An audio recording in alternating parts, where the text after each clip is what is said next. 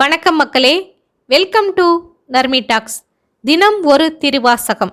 தலைப்பு அச்சோப்பதிகம். அனுபவ வழி அறியாமை. பாடல் 9.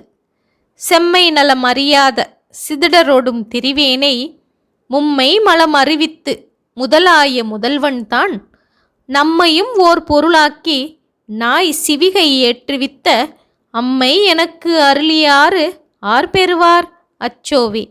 இந்த பாடலின் பொருள், நன் மார்க்கத்தை தெரியாத மூடர்களோடும் சேர்ந்து திரிகின்றவனாகிய அடியேனுடைய மூவகை பாசங்களையும் களைந்து யாவர்க்கும் முதல் காரணம் ஆகியவன் அடியேனை ஒரு பொருளாக மதித்து நாயினை ஒத்த அடியேனை சிவிகையில் ஏறச் செய்து தாய்போல்வான் எனக்கு அருளிய விதத்தை யார் பெறவல்லார்?